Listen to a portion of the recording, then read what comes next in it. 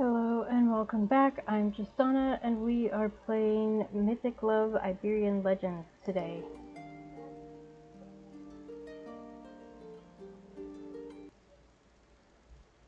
I have the desktop audio up as high as it'll go. Turn my voice down. Okay, it's quiet. I even when I'm actually in the window, I can barely hear the music. Okay, so I played the demo for this last month.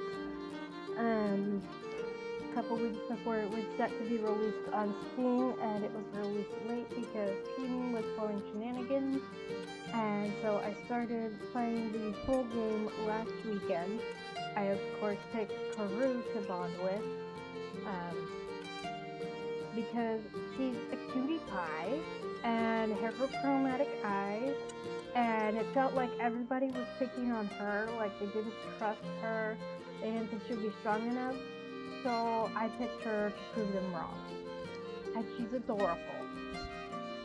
I will play the other routes later, but Coru was always going to be my first pick. So we got through the first day, and I mentioned last week that there was 20 pages of saves with 6 on each, and I said it was 120 total possible saves. My math was wrong. I realized that while I was watching the VOD when it premiered last Tuesday. That's 240 possible save locations, so we're okay. So I picked the name Karina because this is set in Spain, basically. Spain and Portugal, but mostly Spain. The full name is Mythic Love Iberian Legends. I think I mentioned that. Iberian refers to the Iberian Peninsula, which is the part of Europe that Spain and Portugal occupy. If you look at Europe, there's that little, almost a square right at the bottom left. That's Spain and Portugal. So the names are definitely very Spanish. And I don't live in Europe. I live in the US, but the area that I live in has a very strong Hispanic population. I'm familiar with Spanish names, but I can assure you that the Spanish that I learned in high school is based on Spain Spanish. So all the students who were used to more Mexican or some other Latin American Spanish, they struggled a bit, because Spain Spanish is different from Spanish from the Latin American countries. And yet schools teach us Spain Spanish. What can I say? Just like I'm sure French is different in France as opposed to Quebec in Canada. So we've been asleep, so Coru is waking us up, and so this is how we can respond to her when she wakes us up. We can say, "Good morning, sweetheart, get out of the way. What happened?" Basically the idea is that at first, Coru was more, I think it's a little extreme the way that they're describing it, but one of the other characters told Coru that she was fetishizing my character, who is moral. Coru is not. But she likes humans, so she was thinking in more general terms. She wasn't really trying to get to know me as a person, and at first she didn't understand the distinction, but once someone spoke to her about it, she was like, oh, so she apologized for that, and then told me to get some sleep. So now she's waking us up. Good morning, sweetheart. Sorry, you were having a nightmare. Yes, we were. The shadows that threatened us before had come back. I was coming upstairs and heard screaming. I thought it was that pain in the neck Guaico, but it looks like it was just a dream. Out of curiosity, what did you dream about?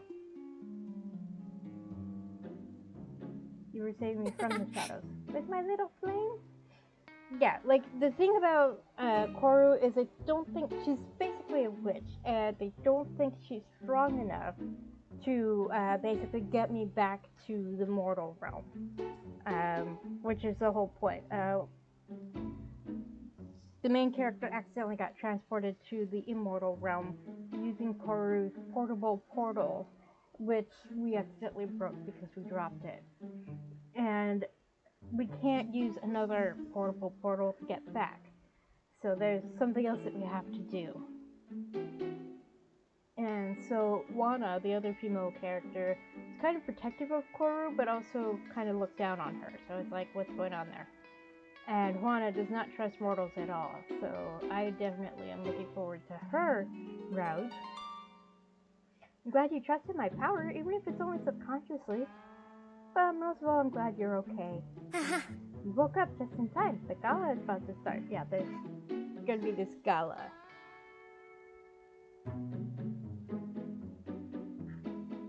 You should start getting ready. I brought you some fancy clothes, several options for you to choose from. The professor told me you can also use the bathroom next door. I'm going to get changed too. I'll wait for you in the hallway. I'm so excited. Coru leaves and closes the door. You get up, go into the next room, and take a nice warm bath. When you come out, you look at the clothing options Coru has left for you.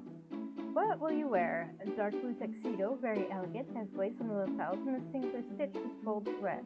Oh, that sounds gorgeous. Pale turquoise dress with lots of twill on the skirt and floral details on the flared sleeves. Burgundy-colored outfit consisting of a beautiful tailcoat with a ruffled train, a waist corset, and elegant slim-fit pants. So basically, it feels like it's something to appeal to each type of gender presentation. I specified that my character uses she, her pronouns, or as I like to say, her, she. If you don't get the joke, then you're not a chocoholic. But personally, I've been kind of questioning my own gender identity. And my bestie has been kind of like, yeah, I need to do some research to decide if I really do fit in the box I was born into, or if I don't fit in any box at all, or another box entirely, or what. Anyway, personally, I would prefer like a tuxedo, because this it sounds too fussy. And I have worn dresses and skirts, but I generally prefer pants and shorts. So we're gonna go with tuxedo, because it does sound gorgeous.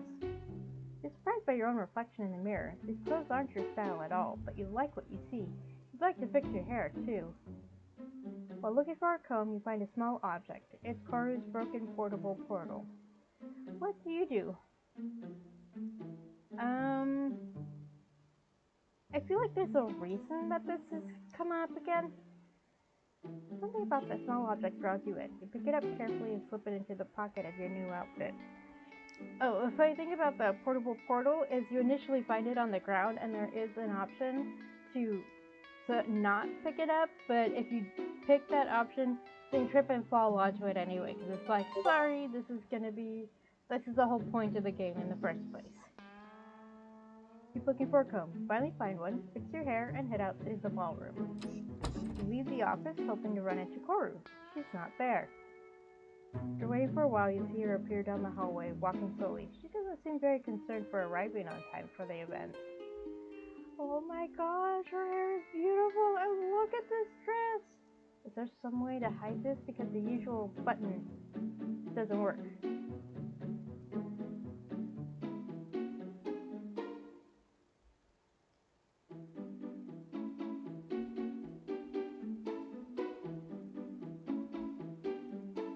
Because they use a different button to they use the button for something else entirely. So seems like there's no way to hide this text box. You should never arrive on time to party. Oh wow! Coru is staring you up and down, mesmerized. She doesn't seem to realize she hasn't blinked. We're gonna blow her a kiss. Sorry, Karina, I spaced out. That outfit looks great on you. You look gorgeous too. We're going to be the best dressed couple at the gala. I mean, it's not like we're a couple. I mean, we're going as a couple. Well, anyway, you have to arrive at parties a little late when things are already in full swing and make a grand entrance, don't you think? Right? It's just that getting there early is a waste of energy. Although now that I think about it, maybe they'll serve the desserts right at the beginning. Usually they serve the desserts later. They did that 2 years ago, and when I got there, there weren't any left because El Coco and El Tragaldabas had eaten them all. Do you mind if we go now? I don't want to miss out on the fried flowers. Coru offers you her hand to signal that she's going to teleport you. Let the party begin! Flash blinds you and Coru's magic envelops you. And here in a sumptuous, elegantly decorated hall. Ouch! Coru, are you okay? Oh my gosh, that's quite the outfit. He looks good. I mean, he looks good anyway, but I like this outfit. Professor Boo looks both annoyed and concerned. Coru has appeared on the floor. Where did she fall? What did I say about teleporting to the GALA? The witch gets up and brushes imaginary dust off her clothes. I told you not to teleport directly into this room because it will be full of people. Oh, right, I forgot. You forgot last year too, and the year before that, and the year before that. This is actually when you teleport to the entrance or to the hallway and walk in from there. It's only 20 more steps. That way we could avoid accidents like this. Yeah, I know, it won't happen again. Which means it will. Besides, you were in my office, so why teleport when it's right next door? Coru is really excited about the gala. It's normal for her to forget little things. Details? You could have fallen yourself, or you could have been crushed.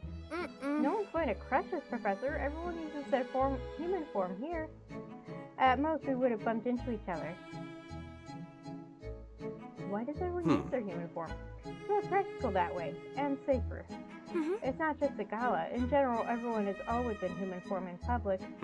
The true form of many myths, myself included, is too large or cumbersome for indoor spaces. He's blushing! I'm very curious. This entire realm is an exact replica of what the human realm was like when it was created. That means our buildings are designed for the size and characteristics of the human body. For example, imagine if right now Tambatosol, Moru, or Cacao took on their giant forms. They'd smash through the ceiling and half of the Cerro. They'd crush us all. I don't have that problem. This is my true form, but Boo is enormous. Coru, let's not talk about my size, please. Aw, come on. You're right. Sorry. Anyway, I'm glad you've arrived. I have to go talk to Culebre. She and Trangentia got into another argument with the Eastern Dragons community. I don't want any trouble like that tonight. Coru, you know what time your performance is, but until then, enjoy the GALA. Not a performance, a DJ set. That's right. As the professor leaves, Coru sees to deflate. She doesn't seem as excited about the gala anymore.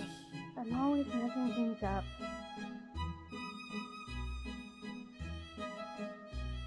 Beautiful, powerful, and sweet. You had to have some flaws. Oh, thanks. No one's ever said anything like that to me. You make me nervous, in a good way. Now I'm really going to mess this up. He stops to watch the celebration. There are many myths, some large and menacing, others small. Some faces are familiar to you, others aren't. Your eyes linger on an area of the room that stands out from the rest. While the entire space is a ballroom decorated with large faux windows, there seems to be a small altar there. Oh, it looks like you've already found the Light of Ages. Do you want to go see it? I wanted to go get the desserts, but if you'd rather, I'll show it to you. We can also go get drinks first. Let's go get the desserts. You said they might run out. Thanks. To be honest, I'm worried there aren't any left. You approach an exquisitely decorated table laden with plates of sweets and pastries. You recognize some traditional treats. You know the names of some, but not others. At first glance, the table looks overflowing, but when you look closer, quite a few sweets are missing from all the platters. Oh my gosh, you look so dapper! With a little hat and a bow tie, oh my goodness! Coquito, did you save any fried flowers for me? El Coco. It's not a competition, you're going to get sick. El Coco. Who told you that? El Coco. You can't trust the gamusinos, Coquito. Come on, rest a bit and drink some water. Okoko sits under the table, confused. Look, there's still some fried flowers left. Want to try one? Look at the table. There's also torrijas, tarta de Santiago, pestiños, ensaimada, crema catalana, sobajos, nicolitos. Oh my goodness. I actually know what a tarta de Santiago is because one of the bakers on the Bake Off made that one year for his signature. I don't remember exactly what it was supposed to be. Okay, there it is. Let's see if I can figure out what all of these are. Come on, there we go. Torrijas.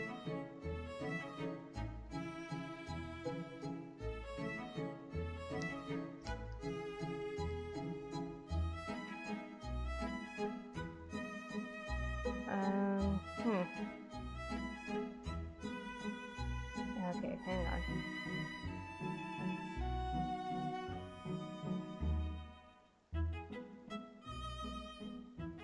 Oh, it's basically just their version of French toast. Okay, I like that.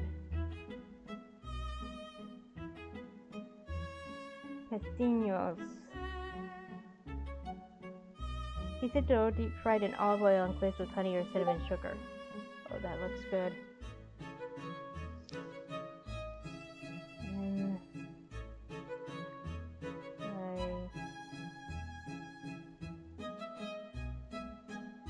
Ensaimada?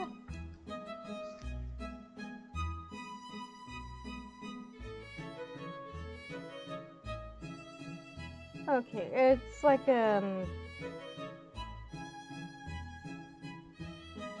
it's like a breakfast pastry. Okay.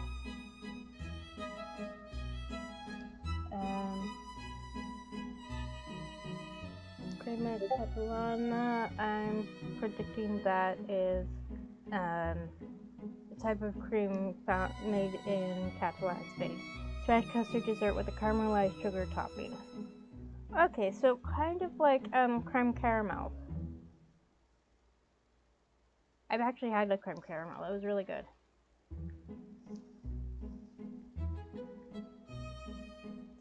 Bajos. It's a sweet bread.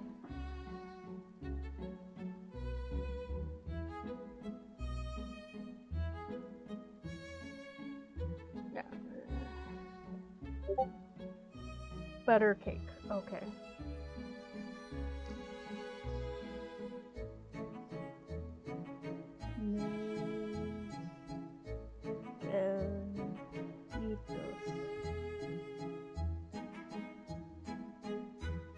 Light and flaky pastry with cream filling. So it looks like desserts from all around Spain, which makes sense.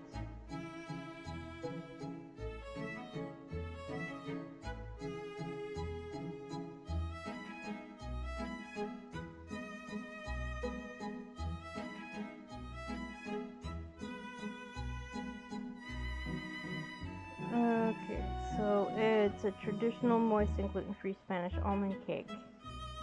Okay. Alright, so that gives me an idea. What would you like? Tarta de Santiago. Ah, that looks good, doesn't it? The person who made it is an expert, I promise. I didn't say anything. I think Drac made it. Yeah, exactly. Drac, who is fixing something at the drink table, comes over to you. Oh my goodness! It looks so good! I wouldn't have minded romancing Drac. Oh! Coru, lucky you arrived before your favorite table ran out. You aren't working tonight, are you? No? Well, yes. Not exactly. It's not work, it's just... Actually, I'm in charge of the table with delicacies from my homeland. Well, and the dessert table too, but I had some help with this one. Coru looked at Drac with a questioning look, as if they'd said something strange. Oh, really? Someone helped you? Who? Oh, well... No one. I mean, no one you know. A friend. A friend you don't know. Is there someone that Drac likes? What's wrong, Drac? Nothing. I'm nervous about the gala and worried there won't be enough catering. That's all. At least it looks like there's plenty left at the savory table. You look in the direction they're looking. The table is laid with traditional tablecloth, appetizers of paella with aioli, sobrasada, fouet, catch your eye. Okay, paella is actually,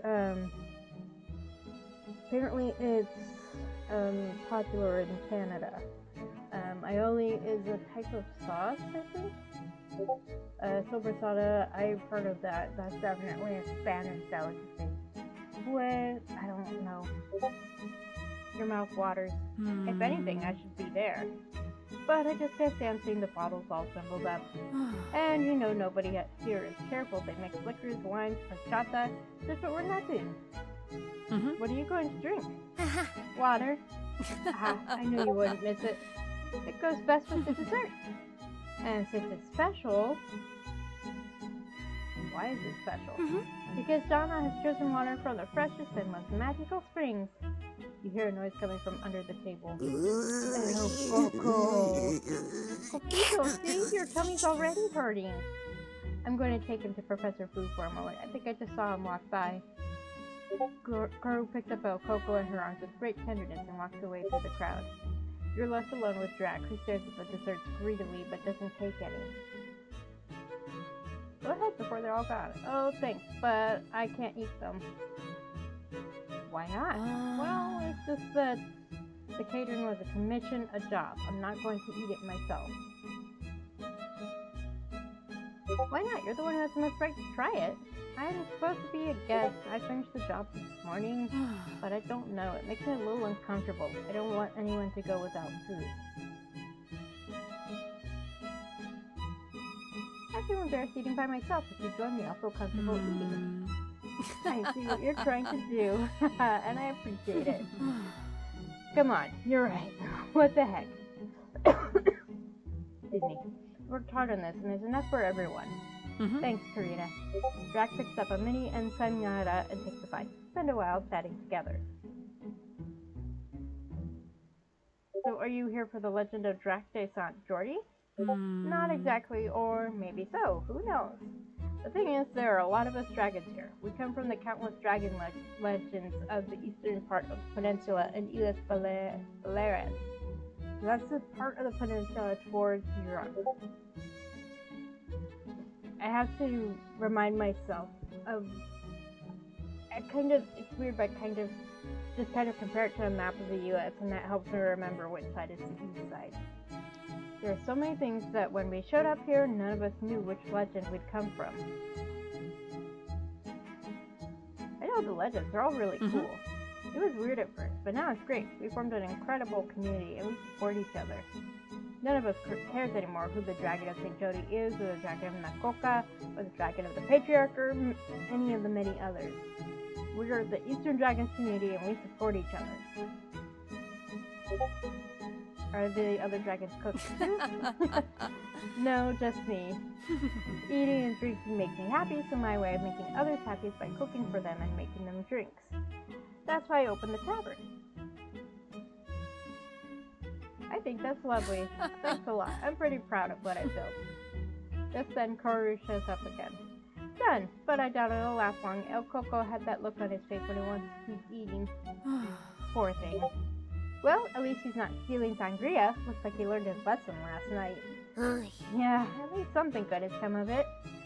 That's right.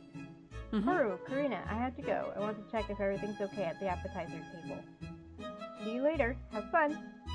You watch as Drac flies away, folding their wings so as not to bump into the other guests. Well, Karina, where do you want to go now?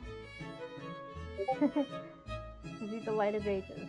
Coru flashes a smile and excitedly takes your hand under the watchful gaze of several guests leads you to the other side of the room. No teleporting.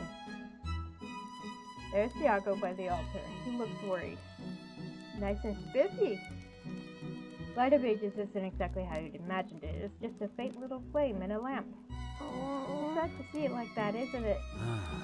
Worrisome. Oh, good evening. I hope you're all enjoying this. Aren't you?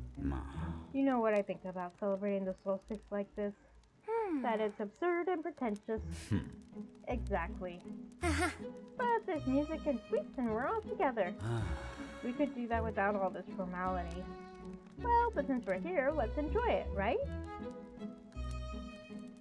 I'm with Coru, a party is a party. Of course he didn't like that. We should be busy figuring out what's happening to the Light of Ages. We've been investigating for years, and we haven't found anything. That means we need to investigate further. We need to get everyone involved. Karina, I hope we're not boring you with our problems. No, I'm intrigued by the Light of Ages. I imagine Coru has already filled you in. The Light of Ages is older than we are. The fact that it's dying out isn't just any problem. This is too serious to be messing around. One thing doesn't rule out the other. You can be worried and still pay homage to the light. I'm not so sure. The Light of Ages, it's as if it has a life of its own. It might take offense. I also take offense if you stop paying homage to it. That's a good point. I won't deny it. We can't stoke it. We can't put it out either. Oh yes, Agamusino tried to put it out. As a joke, of course. The Light of Ages also disappeared once, but shortly after it reappeared in its place as if nothing had happened.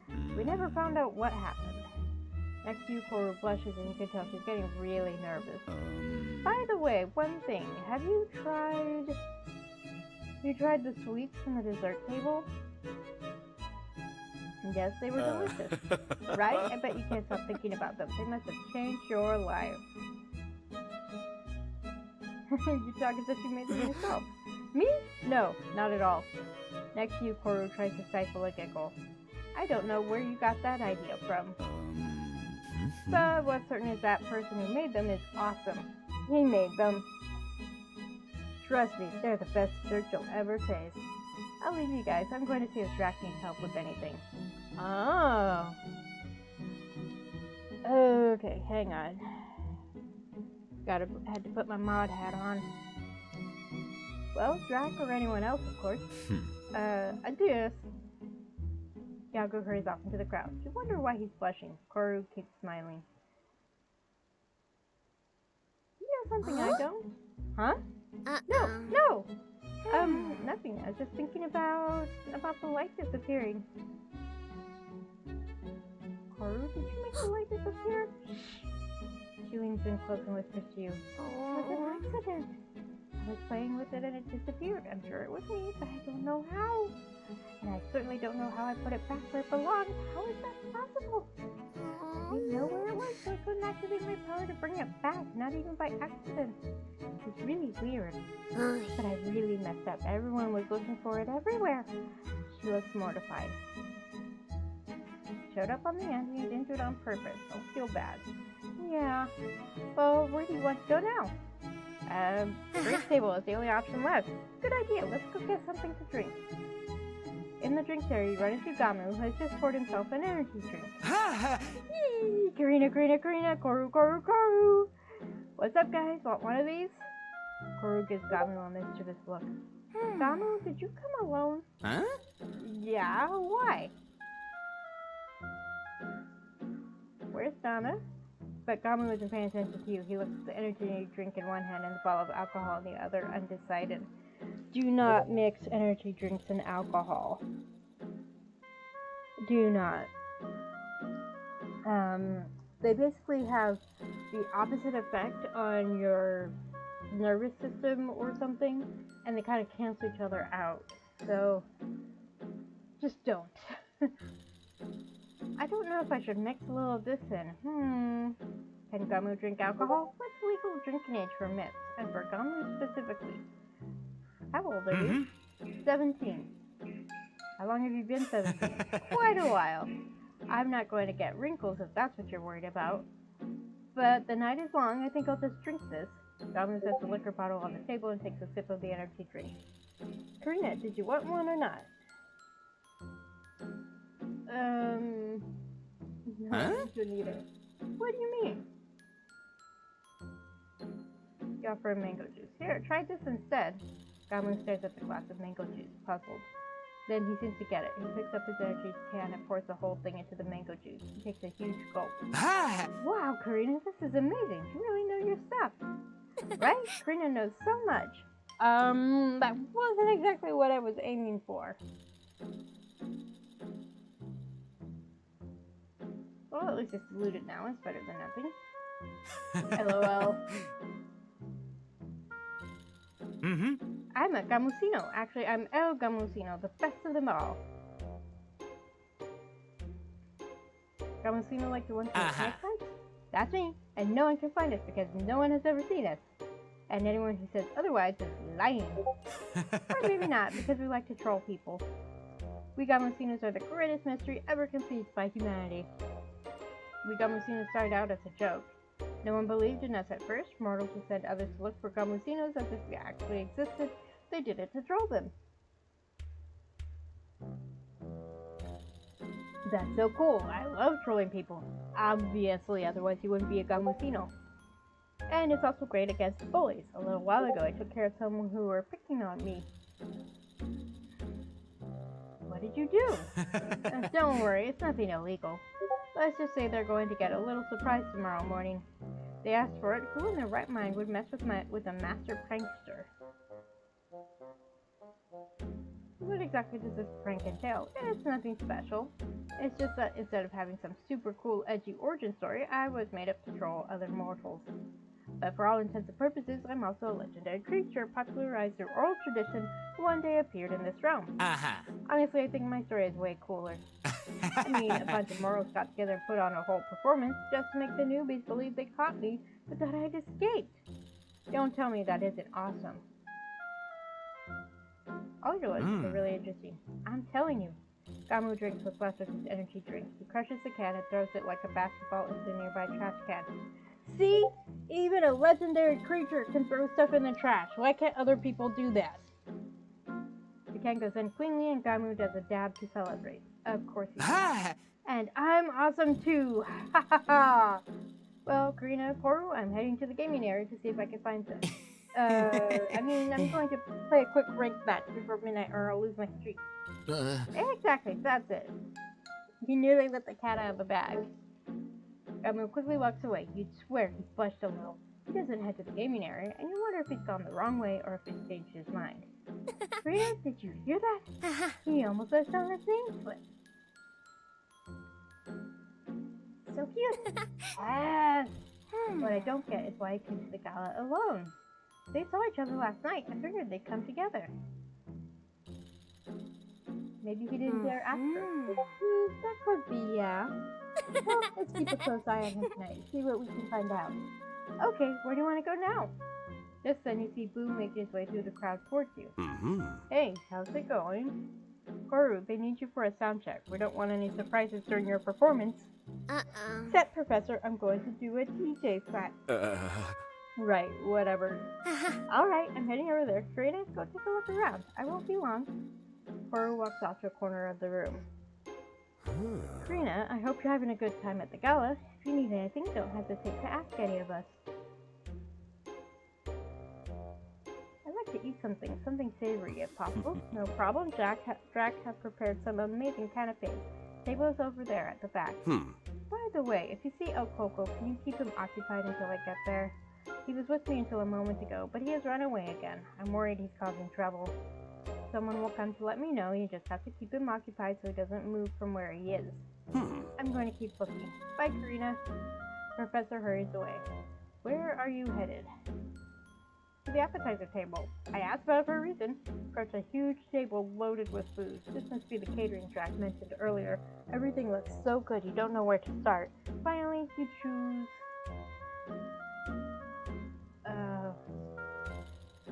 Okay. Alright, let's see. Okay.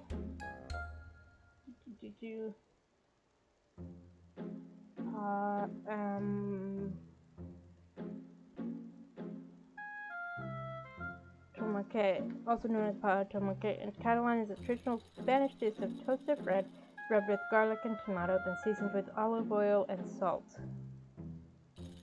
Okay. Well, what the heck is fouet?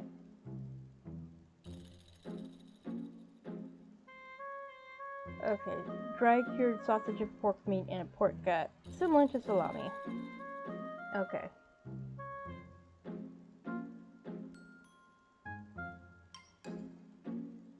Paella with.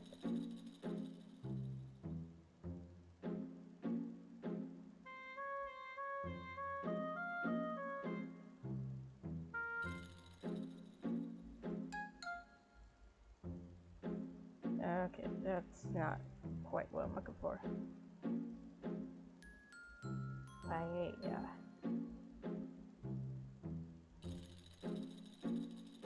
Traditional Spanish rice dish originating in Valencia and cooked in a large shallow pan that also bears the name paella. Okay, so that's completely different from what's served in Canada. And, okay.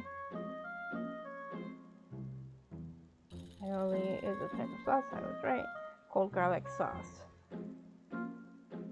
Garlic and oil. Okay. And sobrasadas.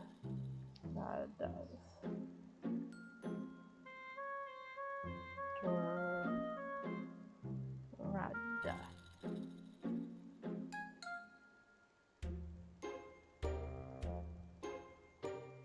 Okay. It looks like... that's not it. Lean pork, bacon, paprika, salt, and pepper. And carrata is basically toasted bread. Okay.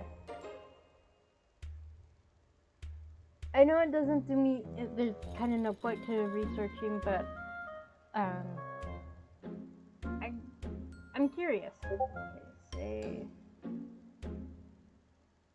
so good that you devour it right away and grab another one. Before long, you tried all the appetizers and you couldn't say which one was your favorite. You look at the table. Something doesn't add up. It's considerably emptier than before, but no one else has come to eat during this time, and you definitely haven't eaten that many. You stand there thinking in silence, and you think you hear a little noise coming from under the table. Crouch down, lift the tablecloth, and there's El Coco eating several of the appetizers. Of course, that was my first thought when it's like, wait, it's emptier than it should be. Who else would be guilty? El Coco! What are you hiding from, Coquito? El Coco. Is El Coco allowed to be here? In any case, the professor's probably looking for him. Decide to keep him entertained and buy some time. Which is what Boo asked us to do. Go to sleep, El Coco, and sleep tight, or the child might visit and eat you alive. El Coco, El Coco, El Coco, El Coco! You sure do like your own lullaby. Just then you see Boo running towards you. Someone must have warned him. El Coco, there you are. Karina, thank goodness you found him. I appreciate it. Oh, that's a better shot of his outfit. That looks very spiffy. El Coco, El Coco, El Coco, El Coco! Sorry, Karina. El Coco loves parties. He knows his food and lots of people willing to give it to him. El Coco. But you have to be careful, El Coco. You know your tummy hurts afterward. El Coco. So cute. In any case, I'd rather he be eating than causing trouble. A few years ago, he tried eating pork gallo de Barcelos. It's so hard to convince him to stop attending, not to stop attending the GALA after that. I don't know. El Coco gets overexcited very easily. I don't want people to feel uncomfortable.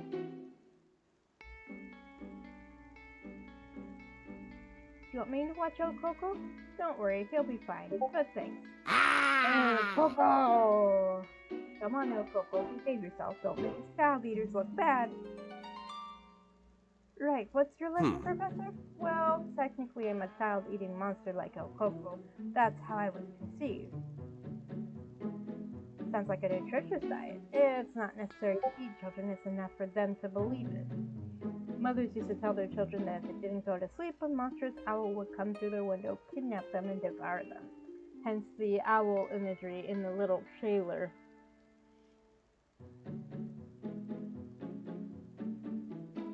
I wouldn't have slept a wink all night. The real goal was to keep them from getting out of bed or opening the window. It was easier to tell children about winged monsters than to explain to them that among humans themselves there are other kinds of monsters who would harm them by taking advantage of the darkness of the night. Yes, unfortunately that's still quite true. That makes sense. The method is debatable, of course, but at the time it was effective. That's how it came into being. Truth be told, it's one of the most common origin stories among us, the myths. With variations, of course, but I'm talking about the stories meant to scare children in order to protect them from something much worse than fear. Suddenly, El Coco runs over to a table with cutlery and grabs a huge fork. Starts waving it around like it's a sword. El Coco, don't do that. You're going to poke someone's eyes out. Sorry, I had to deal with this. See you later. Boo goes after El Coco, seems to take it as a game, and runs off. Of course he does. Where are you headed? To the activity area. Right by the section of the hall where several activities have been set up. There are a few board games, traditional games, and even a TV with a game console. You're still deciding what to play when you hear a commotion next to you. Yes! I won again! Oh, she's so pretty! Look at that outfit!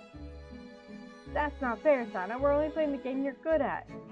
Exactly! There are other games besides Bolos Asturianos. Excuse, is this actually one of your favorites? Well, why would I say no when I know it is? Donna and the unknown Miss laugh. A moment later, they say goodbye to her and walk away. Donna is clearly flustered. She turns around and sees you. Hi, Trina. Coru told me you were coming. Well, she's been telling everyone. I hope that doesn't get you guys in trouble. Are you enjoying the experience? You look flustered. I get a little excited when I play this. Sorry. Want me to get you something to drink? Oh, no, I don't drink.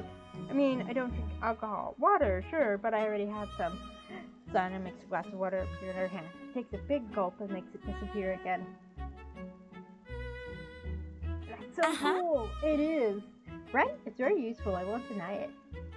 So, thanks for the offer. I'll leave the drinks to the rest of you. Besides, most of you don't have to work tomorrow. You have to work? What do you take us for? Some do and some don't, just like mortals. But whatever. In this particular case, I call it working for fun, but in reality, it's simply living up to my legend. You see, it says that we shamans appear at dawn after the night of the solstice, bearing riches for those who are worthy. I was born from those legends. That's my origin. It's not exactly what I do in reality, but it's similar. Although the reasons are a bit more selfish. You see, when I see a human or a group of humans fighting to protect their waters, I try to give them something without making too much of a fuss. You might think I do it to reward them, but that's not the case. I only do it if I think they'll use it for the cause. It's like an investment. This time I've been watching Immortal for a while. She's dedicating her life to caring for a lake and 2 rivers near her home. But lately she's been having difficulties. And even so, she hasn't stopped caring for them. So I want to bring the mortal something so she can focus on her mission. I could do it any day, yes, but since tonight is the solstice, I'll take the opportunity to make it coincide with my legend. I've done this before, and it's a blast. You can see it on their faces when they hear the legend of the Sanas. They get so confused. Although, lately, almost no one recognizes it. It's been decades since they've associated it with my myth. But hey, it's okay. The important thing is that most of the time, they do invest their newfound wealth in protecting the waters. That's my way of caring for them indirectly. That's lovely. It's very noble of you. Thank you, Karina. It's difficult to protect human waters from this realm. This is the best system I could come up with. In any case, if I see you before you can return to your realm, I'll let you know how it goes. Are you going to get to the human realm? What? Oh, no, I don't have a connection with these humans. I don't use the Great Stone Portal. It's a portable portal. Yeah, the professor gave me one too. He knows I use it for this, so he thought it was a good idea. I guess you were asking in case you could use this to return to your realm. I'm so sorry for the disappointment. You must be dying to go home, and I've given you false hope.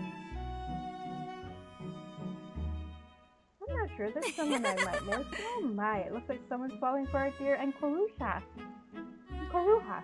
I'm not surprised. She's such a sweetheart. She is! I picked her first for a reason. A little chaotic, but a total sweetheart. Donna is staring at you. By the way... Well, never mind. Donna fell silent, staring at her shoe. She's blushing a little. She seems to want to say something, but doesn't dare.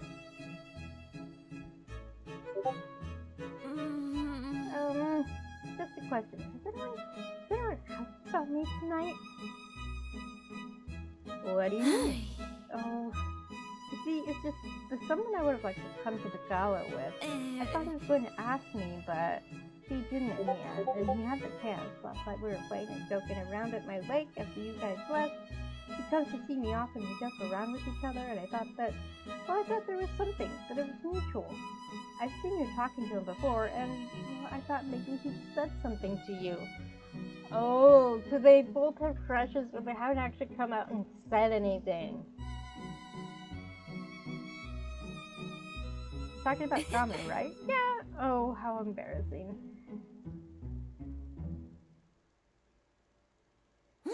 I think he likes you. Oh, you think so? Honestly, I don't know what to do. I really like him, but I'm tired of waiting for him to make a move. Maybe it's all in my head? Why don't you take the first step? Do you think so? You've got nothing to lose by trying. You know what? You're right. I'll talk to him tonight. Thanks a million, Karina. Oh, Karina, I'm so embarrassed. I told you all this. Maybe I should erase your memory. Can you do that? All of us Smiths can do it. It's a little trick we have for emergencies in case the human discovers our existence. But no, I'm not going to use it on you. This isn't an emergency. I told you because I wanted to. Well, I'm going to go take a walk and say hi to the people. Tell you, Karina. I have no idea if I said that correctly. Watch Jana as she walks away. Notice how she keeps glancing around as if she's looking for someone in the crowd. Where are you going? Well, only one spot left. To the dance floor. Oh my gosh, Juana! Wow! She looks gorgeous!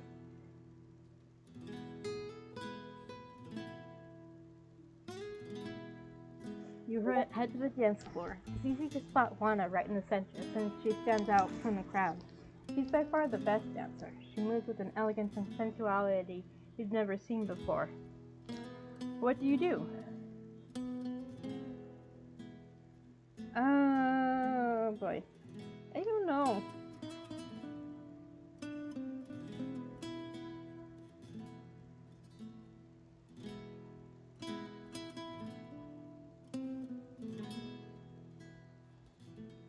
Okay, hang on. Okay, time to pull my dice out, because I don't know what to do, so I'm going to let the dice pick for me. If I can find one. Oh, there it is. Okay, I grabbed a d6. So, 1, 2, 3, 4, 5, 6. What? Gonna go talk to her. Wow, Juana, your dance is incredibly well. Juana looks at you angrily, though you could swear she's letting out a little smile. She doesn't stop dancing. Don't mortals have any manners? Don't interrupt me in the middle of a dance. Juana keeps dancing. Luckily, the song doesn't take long to end. While the musicians get ready for the next song, Juana approaches you.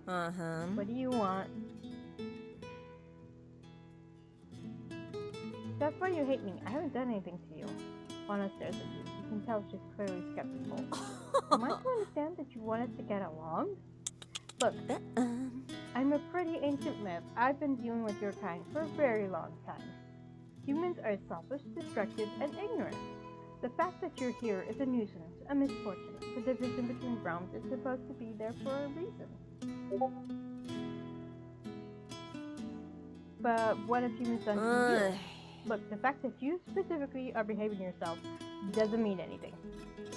As far as I know, you could be deceiving us all. Or you could be showing a different face than the one you have on your realm. What if you've come to hunt Juan Caballo? I don't know. Juan Caballo? Is that related to her myth?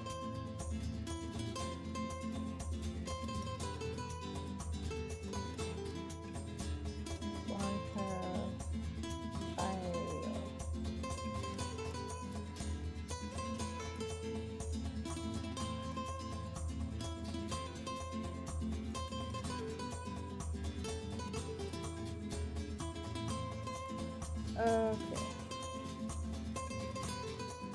It's on the on the Spanish Wikipedia. Oh, looks like they're basically a centaur. Or similar to that. Okay.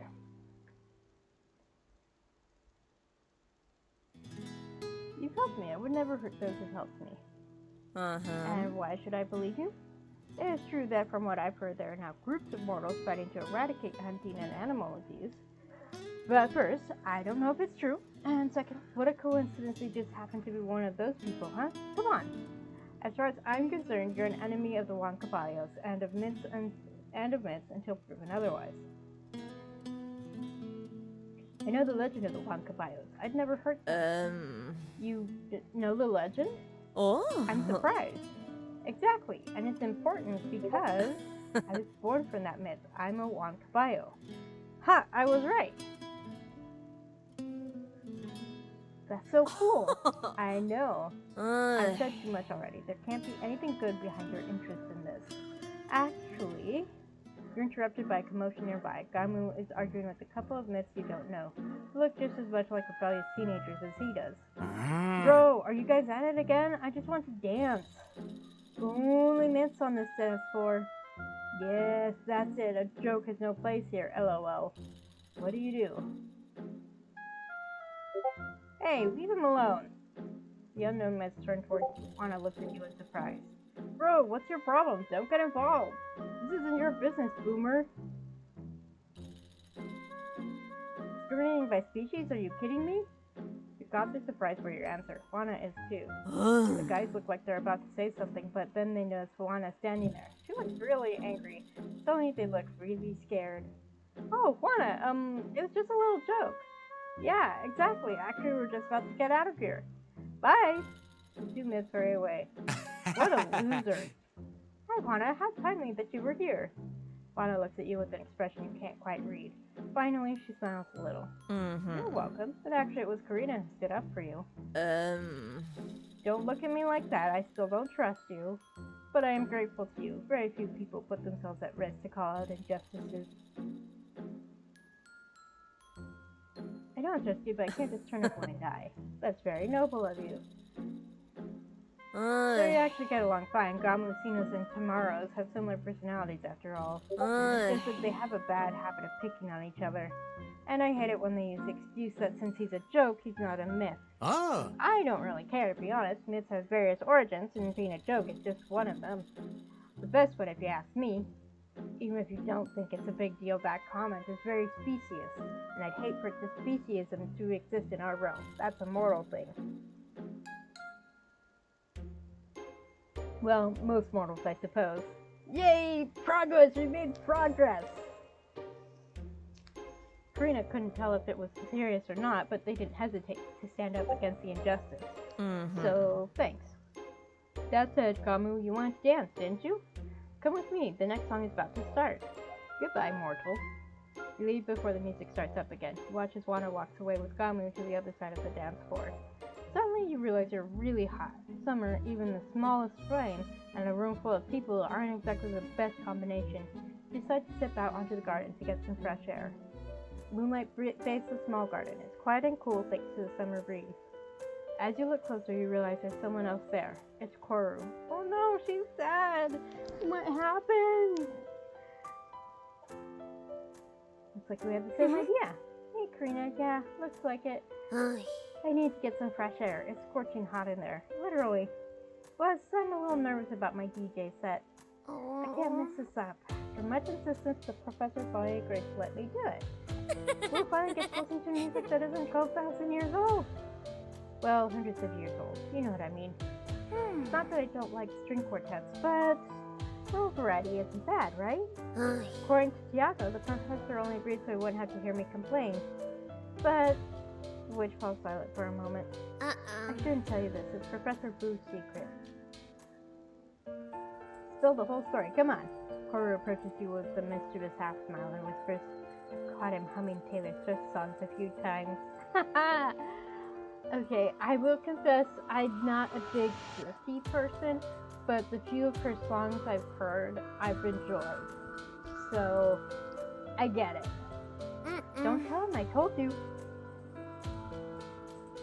Ooh, so surprises, right? He's actually a nice guy. He's really patient with me. And he has great taste in music. Hey, Karina, I'm glad you're here, even if I'm sorry I dragged you into this. It's been fun. So, what do you think of the GALA? The gala is great. I don't want to forget it. What makes you think you were going to forget it? What if when I get back I think it was all a dream? Well, we'll have to figure out a way to make sure that doesn't happen. I'd like you to tell me about yourself. Well, you know, I'm Coru. I'm a witch. I'm always getting into trouble. What exactly would you like to know?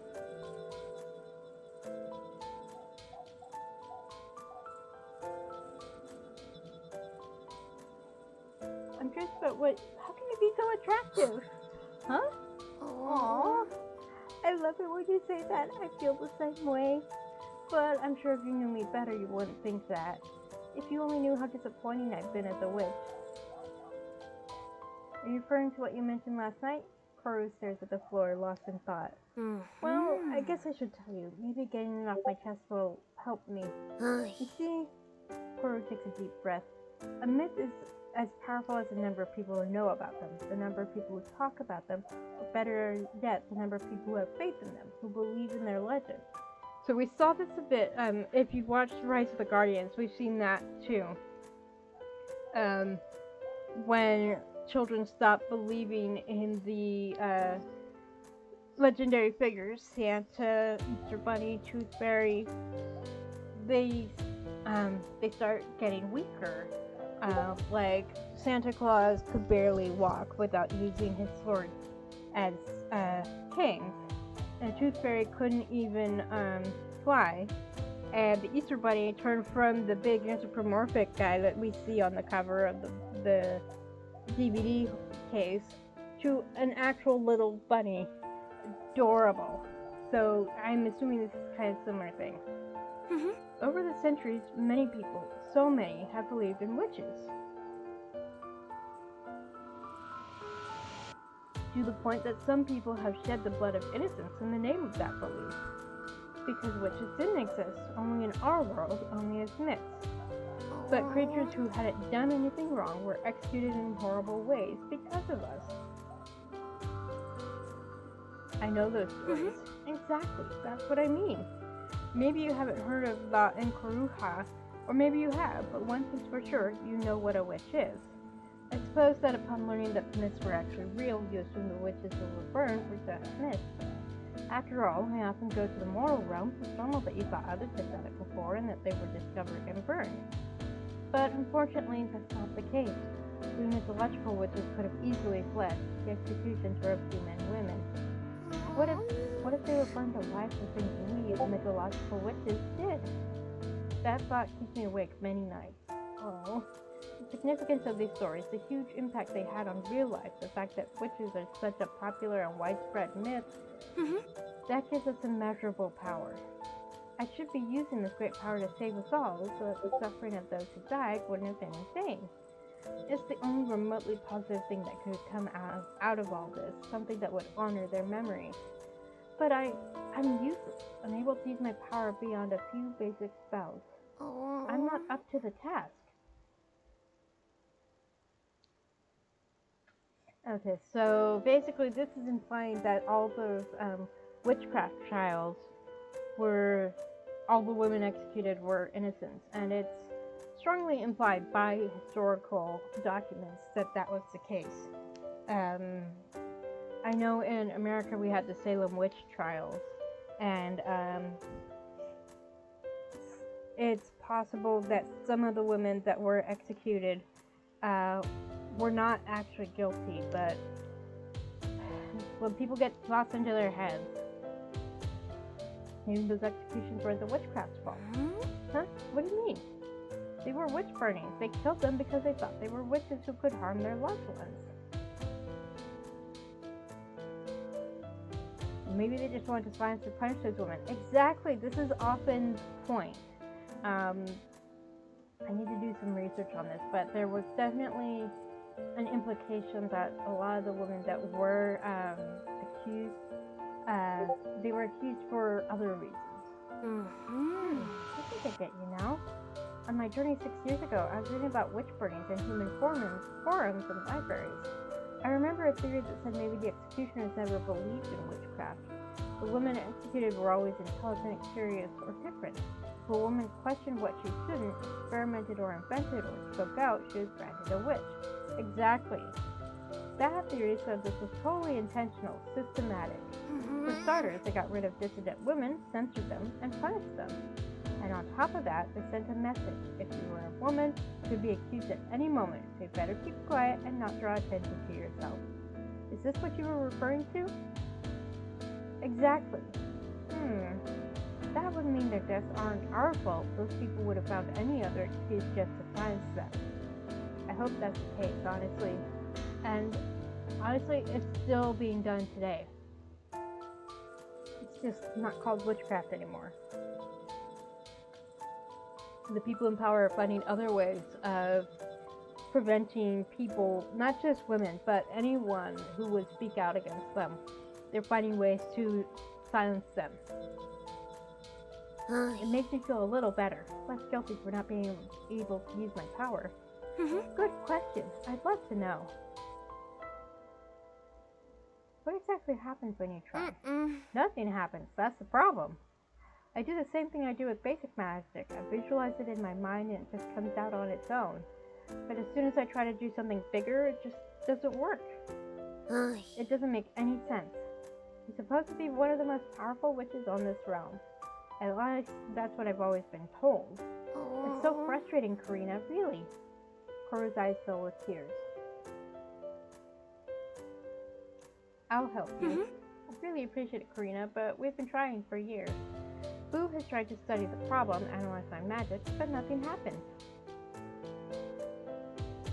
Maybe we need to try a different approach. Yeah, maybe. I mean, if the usual approach isn't working, then try something else.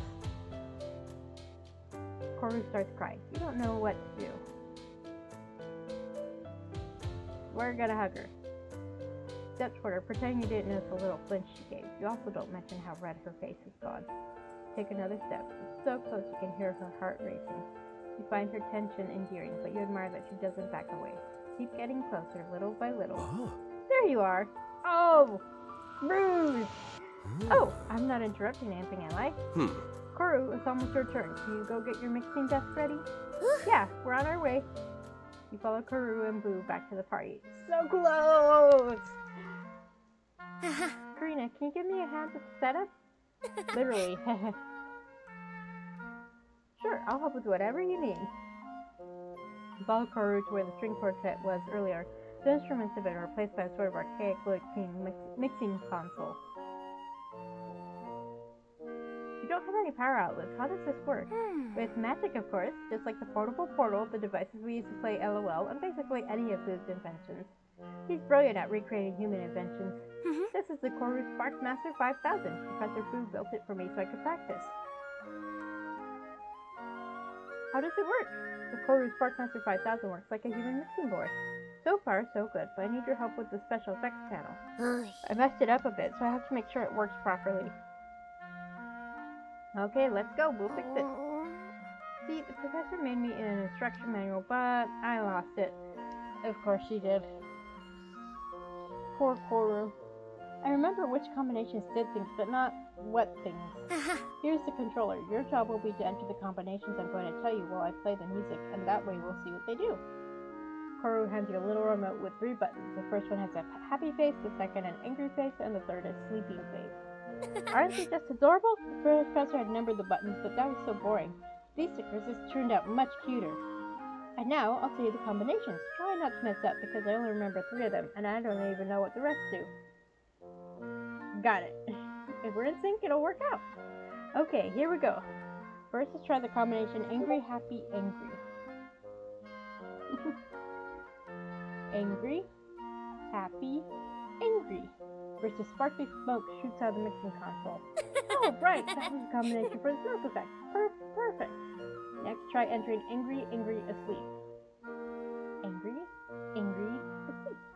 Electricity effects are coming out of the table. They're beautiful, a very intense blue color. Okay, the spark effect. Fantastic. I'll make a note of that. And finally, do this. Happy, happy, happy.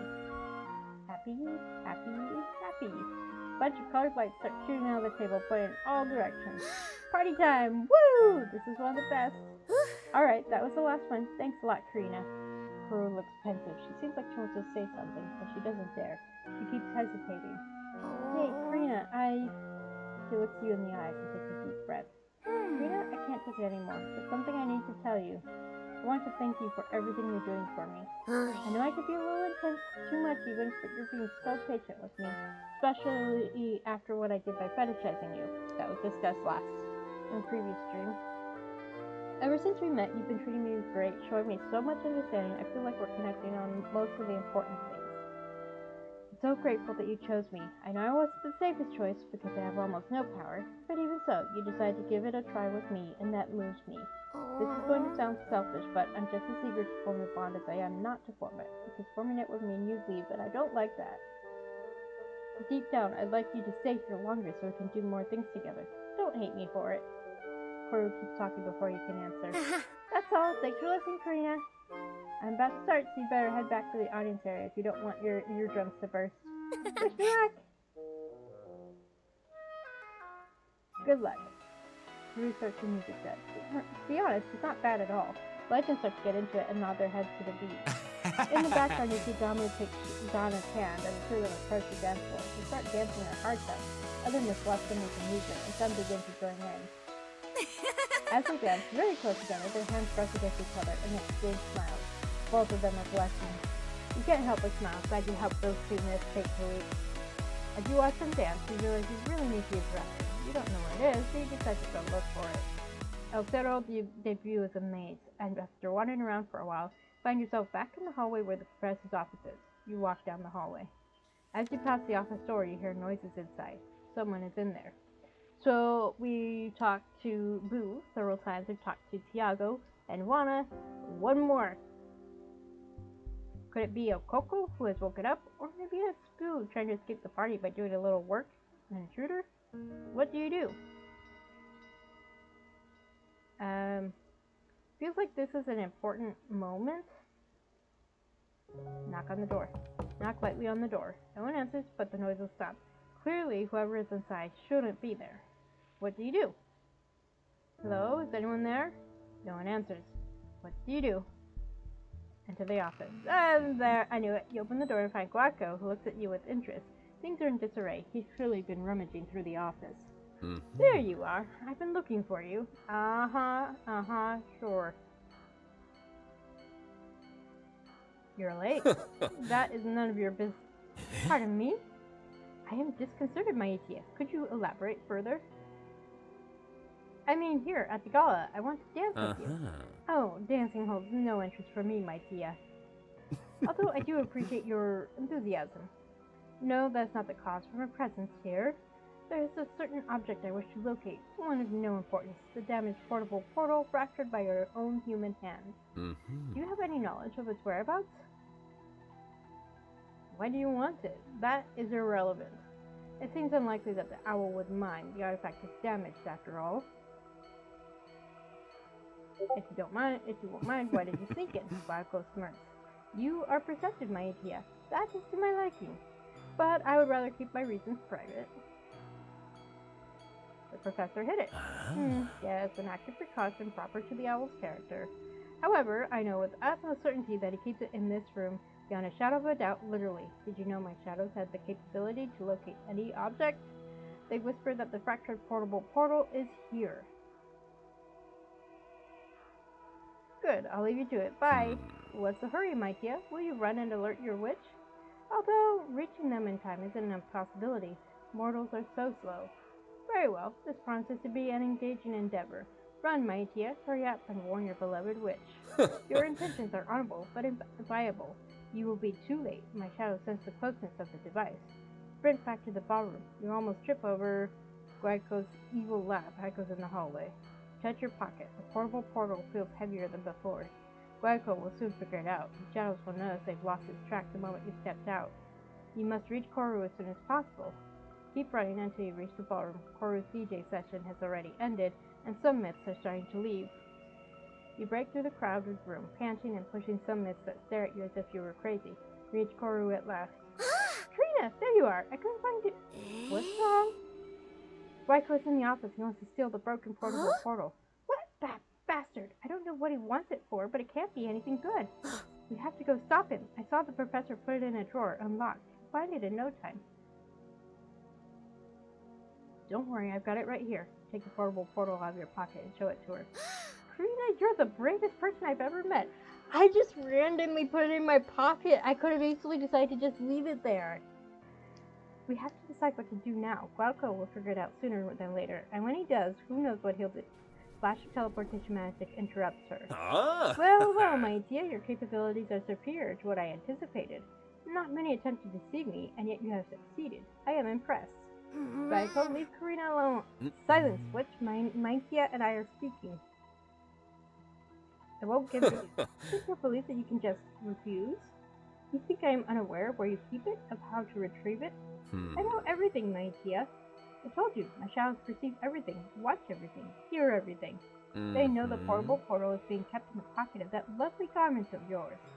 Commotion has drawn the attention of some guests. Juana, Boo, and Tiago step up beside you. Oh, her dress is so cute. I'm glad I got a better look at it.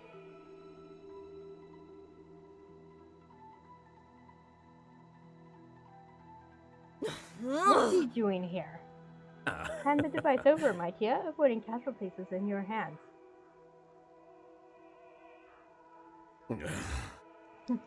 I'm sorry, but I'm not going to cooperate with him this time. Very well, we will have to do it the hard way. Don't touch Karina. Glauco, let's be civil. You'll be sorry. Glauco, stop. Glauco summons his shadows. They easily restrain the five of you. The god approaches you, puts his claws into your pocket, and grabs the device. I appreciate you keeping this safe for me, Mythia. Take care. Glauco teleports. The shadows free you and vanish as well. I can't believe he got away with this. I wonder what he's gotten into him. I've never seen him like this, taking it so seriously.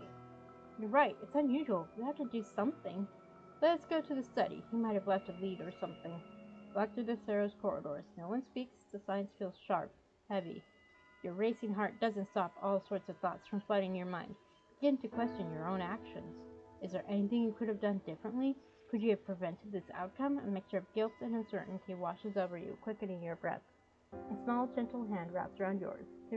Coru gives you a small squeeze and caresses your palm with her fingers. The gesture feels tender. She says nothing, keeps walking beside you, but it's more than enough to calm your unease, or rather to transform it into a different kind of nervousness. Coru speaks in a low voice, looking straight ahead so the others can't hear her. She doesn't stop walking. Thanks for what you did back there. I know you could have left with Glauco. I doubt that scoundrel would have passed up a chance to use you.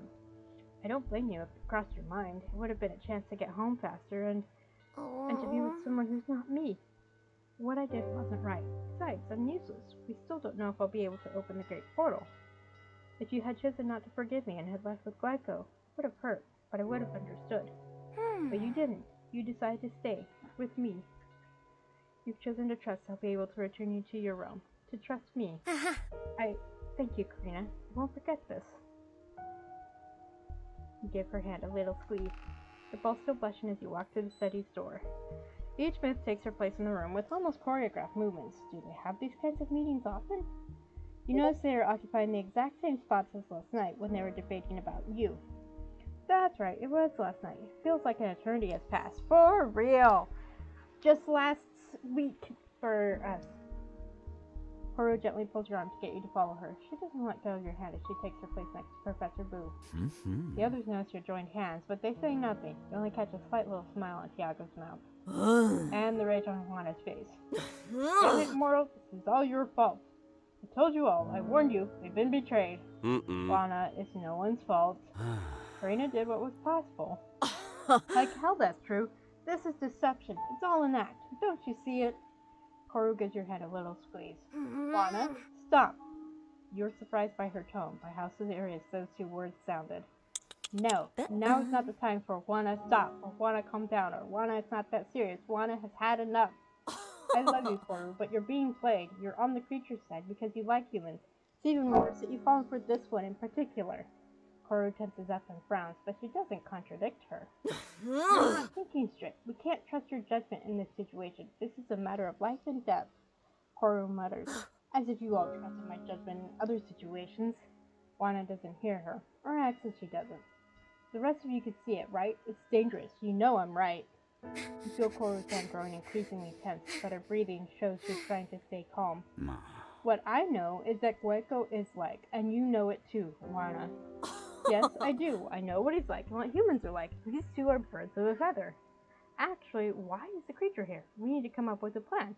This thing hears it. It's just a matter of time before it gets to Gueco.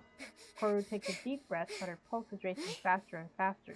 The others keep talking. Oh, Coru. Karina is under our protection. It's too late to just wash our hands of this. Not my problem. This is way more serious than protecting a random human. If Gueco kidnaps Karina, it'll be much worse. Not even Gueco would want to kidnap this creature. He could have done it at the gala, and it didn't happen. Juana, that's cruel. What if we hide Karina in the dungeons? Would you feel better, Juana? Or with Drax? They can take up El Coco. A human can't help with anything else anyway. The myths keep arguing, talking over each other, raising their voices higher and higher. Coru's frown deepens, and you swear you hear a cracking sound coming from her hand. Enough! You get startled. The others jump too. Was it just as strange for them to hear Coru speak like that? Yeah, it's definitely different for Coru. I won't tolerate you talking about Karina like that. Are you blind? Karina is just as much a victim as we are, maybe even more so. We don't know Gueco's exact plans, but it's clear he's targeting the human realm. Karina's home, family, friends, and life. We won't let that happen. We're going to work together to fix this, as a team, including Karina.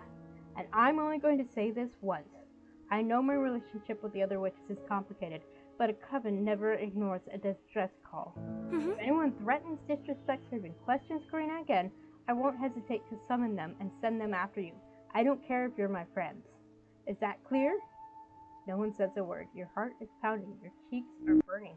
Feel the urge to lower your head so they won't notice, especially Coru. Yeah, I love this. I love this change in her. It's so cool. The myths nod in agreement, slowly. They're used to dealing with a forgetful but sweet Coru. Not to this. Alright, now that we're all on the same page, Juana, you owe Karina an apology. What? No. Fine, I won't say anything else because I want to start thinking of a plan for Gueco, but I'm not going to apologize to a human being. Never. Juana, it's not that big of a deal. You apologize all the time. Tiago mutters, which should make you consider your own actions, but I'll decide what's too big of a deal. Coru, maybe we can skip that part. It's a matter of respect. They start arguing again, shouting. Tiago tries to calm things down. Boo doesn't know which way to turn. Juana is red with rage. This is all the creature's fault. Can't you see? Boo starts to show Coru's sign and feels her hand burn. Her body temperature is rising at an incredible rate. Oh, here it comes! The rest seem to realize it too because they fall silent. Coru, what's wrong? Juana, apologize quick. Never. But Juana's voice trembles on that last word. She takes a step back. Fear begins to show in her eyes. What do you do? Hug Coru. Coru tenses up but doesn't resist. Her body is burning up. You stay like that for several seconds. The rest watch you without opening their mouths or moving a single muscle. You wonder how much longer you can stand the heat radiating from her little body. You're getting burned, your skin hurts, but you don't let go. You soon see her body temperature drop. The unsettling glow in her eyes fades. She seems to snap out of a trance and looks at you, confused. You take a step back and smile at Coru, who is still looking around in confusion. What? I think this whole thing with Gueco has overwhelmed me. I should have taken it out on you guys. I'm sorry. I'm sorry too. I spoke without thinking. I didn't do anything. I was just trying to calm things down. Well, turn to look at Juana. Alright. Mortal, I apologize, okay? And to you, Coru. I mean it. You're my friend. I shouldn't have spoken to you that way. Mortal, I don't like you, but thanks for helping her. You smile, and the rest do the same. Juana is pouting, but the important thing is that you've all calmed down. Whew. I'm grateful as well for what you did, Karina. I don't know what came over me. I do. We're on the verge of a magic outbreak. I haven't witnessed this in decades. Why are you smiling, Professor? That's bad, right? Sounds bad. It's bad and good at the same time. It means that Coru is finally accessing their full potential. Magic outbreak is dangerous. Coru could have destroyed the entire building. Coru looked away, embarrassed. But the fact that this happened to her after so many years could mean our magic is returning. It's just a guess, but it gives me hope. I don't even know how to process this. We'll process it later. It's not our priority right now. What we need to ask ourselves is what's gotten into Guadgo. Nothing's gotten into him. He's always been a scoundrel. Yeah, but tonight, he's never gone this far before. Or maybe he just didn't want to see how serious it was.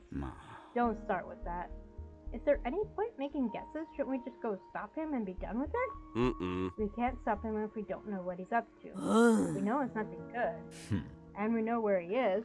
Probably we have to go to his cave right now. Should we call for reinforcements first? I have the Exclusive If he's with the shadows, one won't be enough. I believe that's a flower. We have to gather more flowers first. We can't go empty-handed. We should carry at least 2 per person.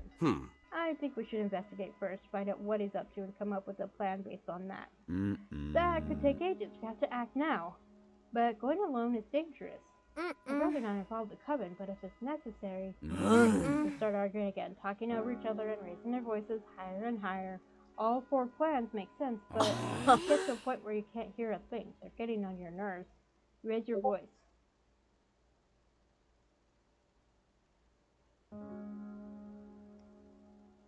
For goodness sake, you're hundreds of years old. Stop acting like children. Everyone turns to look at you, eyes wide. Coru lets out a little laugh. Juana opens her mouth and you brace yourself for the scolding you're about to get. At least you've gotten used to it. But instead, she bursts out laughing. The creature has a temper. The rest look at her with a mix of surprise, relief, and satisfaction. Yeah, thank goodness, because that's a good point. Karina, what do you suggest we do? How about we put it to a vote? The mist falls silent and turns towards you. You look at Coru, who smiles and nods. That puts you at ease. Karina has a very good point. Hard as it is to admit, it's true. Karina is very clever. It's settled. Let's vote. Not so fast. There's a reason we never vote. Oh, right. Why do you never vote? When we do, it always ends up the same. Everyone votes for their own option, we end up tied, and we don't get anything done. That's why we never vote. What if you make it so you can't vote for your own option? Well, we did try to put that new rule to vote, and you can imagine the result. We are a lost cause. It doesn't matter now. Karina is here to break ties. We won't have that problem anymore. It must have some redeeming quality. Karina, what's your vote? Okay. So, my voice is starting to go, and I've been going for an hour and a half, so we're gonna call it here for the day. Thank you for joining me. If you're watching this on YouTube, please like, share, comment, subscribe, all that fun stuff. I am planning to stream later this week with World of Warcraft. I was able to get Sevewood up to level 90. I basically spent the rest of the day after I finished the stream just flying around to the different midsummer fires and clicking on them because you got experience for them if you were below level 90. And yeah, so I don't have to double check where he is, but I'll try to remember to move him so he's right by Lorthamar so I can accept turning the quest right away. But yeah, I hope fellow Americans had a good 4th of July. If you don't celebrate 4th of July, I hope yesterday was a good day for you. And I'll see you next time. So drink water, eat food, take a nap, take your meds, go to the bathroom, take a shower. Whatever you need to do for self-care, get up and stretch, untrim, whatever, do it. And I'll see you next time. Bye!